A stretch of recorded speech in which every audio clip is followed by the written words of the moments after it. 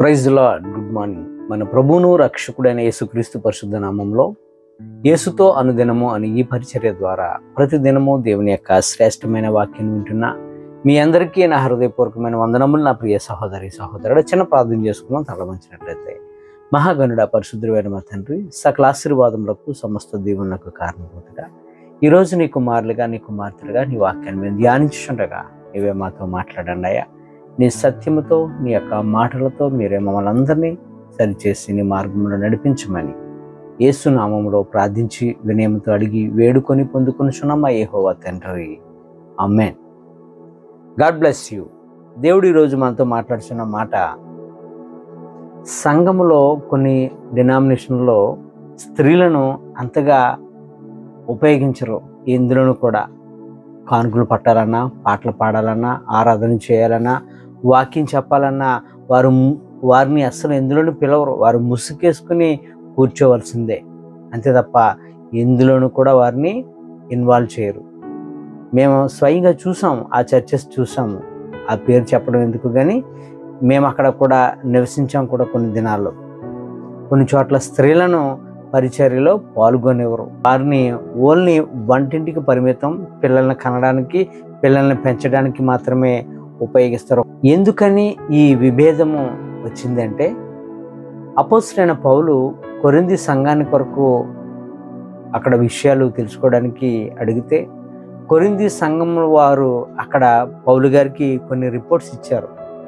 ఏమని ఇచ్చారంటే, ఇక్కడ వ్యభిచారం చాలా ఎక్కువగా ఉంది, అంతేకాదు దేవసానులు కూడా చాలామంది ఉన్నారు అని పౌలు భక్తుడికి ఎప్పుడైతే సమాచారం తెలియపరిచారో, పౌలు భక్తుడు ఏమన్నాడంటే కొరింథీ సంఘస్థులతో, అయితే మీ సంఘంలో స్త్రీలను ఎందులోనూ వాడొద్దు, వారిని మౌనంగా ఉండమను, వారి భర్తల దగ్గర నేర్చుకుని వారు బలపడమని తప్ప వారిని ఎందులో కూడా ఎంటర్టైన్ చేయొద్దని అక్కడ ఓన్లీ కొరింథీ సంఘానికి మాత్రమే చెప్పిన మాటగా మనం చూడొచ్చు.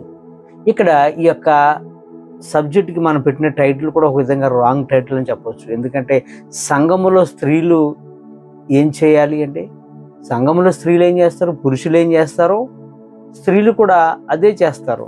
నిజానికి పురుషుడైనా స్త్రీ అయినా సంఘములో డిసిప్లిన్ పాటించాలి.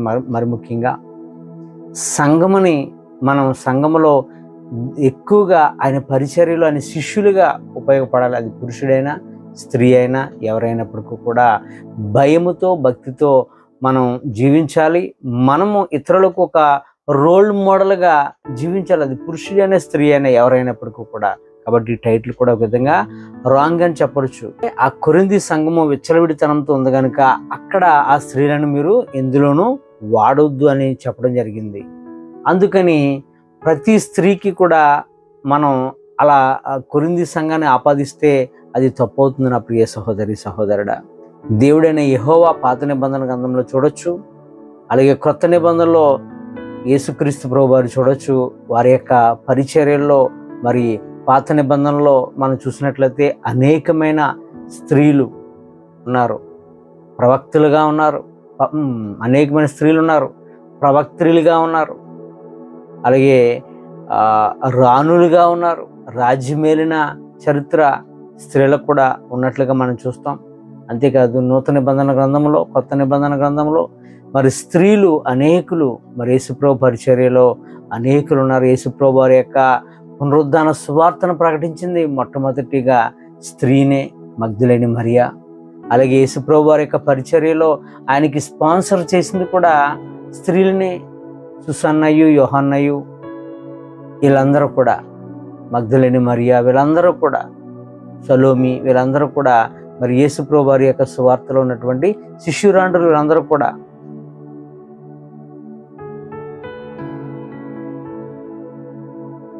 అంతేకాదు పౌలు గారి యొక్క పరిచర్యలో కూడా చాలా మంది స్త్రీలు ఉన్నట్లుగా మనం చూడొచ్చు. ప్రిస్కిల్లా, అలాగే ఫిబే, లూదియా, వీళ్ళందరూ కూడా స్త్రీలే.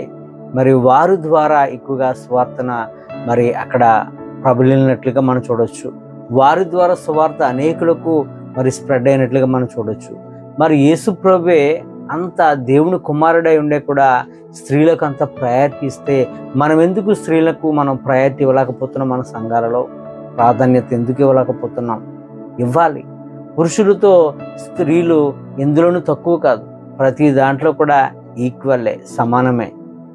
దేవుడిచ్చిన తలంతులను బట్టి దేవుని పాత్రగా స్త్రీ అయినా పురుషుడైనా ఎవరైనప్పటికీ కూడా వాడబడాలి. మరి ముఖ్యంగా స్త్రీలు ఇంకా బాగా వాడబడాలి. ఆరాధన చేయాలి, వాక్యం బోధించాలి, పాటలు పాడాలి, కానుకలు పట్టాలి. ఏదైనా నీకు హృదయపూర్వకంగా ఏది అనిపిస్తే అది చేయొచ్చు, ఎటువంటి తప్పు లేదు. కానీ కొన్ని వాదనలు ఉన్నాయి. ఆ వాదనలు బట్టి మనల్ని ఆపడానికి కొన్ని చరిత్రకారులు కావచ్చు, లేదంటే బైబిల్ పండితులు ఆపి ఆది కాలం నుంచి కూడా ఇప్పటి వరకు కూడా దాన్ని అలా కొనసాగుతూ ఉన్నారు. ఏంటి ఆ యొక్క వాదనలకు బేస్ ఏంటంటే, మనం చూసినట్లయితే కొరింథీయులకు రాసిన మొదటి పత్రిక 14వ అధ్యాయం 33వ వచనం నుంచి 35వ వచనము, అలాగే తిమోతికి రాసిన మొదటి పత్రిక 2వ అధ్యాయము 11వ వచనం నుండి 12వ వచనం వరకు మరి ఉన్నటువంటి మాటలను బట్టి సంఘములో స్త్రీలు మాట్లాడకూడదని, ఏ పరిచర్య చేయకూడదని మరి వాక్యాలు ఉన్నాయి.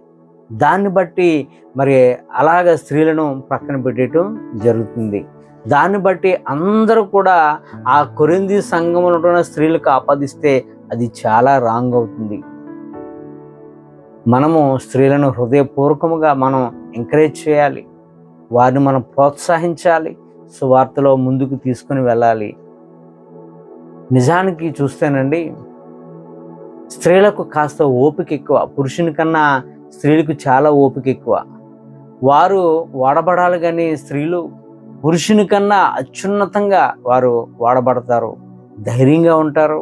అలాగే ఆలోచన విధానంలో పురుషుని కన్నా స్త్రీలకు ఎక్కువ ఆలోచన విధానం బాగుంటుంది. సంఘాలను డెవలప్ చేస్తారు, మెంటోరింగ్ బాగా చేస్తారు. చాలా విషయాలు కూడా పురుషుని కన్నా స్త్రీలే బాగా చేయగలుగుతారు. కనుక స్త్రీలను మనం ఎక్కడ కూడా అడ్డు పెట్టొద్దు, హృదయపూర్వకంగా వెల్కమ్ చేయండి. సంఘాలలో వారికి ఇవ్వాల్సినటువంటి ప్రాధాన్యత ఇవ్వండి. అంతే తప్ప సంఘములో స్త్రీ పాత్ర ఏంటంటే ఏమీ కాదు. పురుషునికి ఏ పాత్ర ఉందో స్త్రీకి కూడా అదే పాత్ర ఉంది. God bless you. ఈ మాటలు దేవుడు మనందరి జీవితంలో నెరవేర్చును గాక. ఆమేన్. God bless you.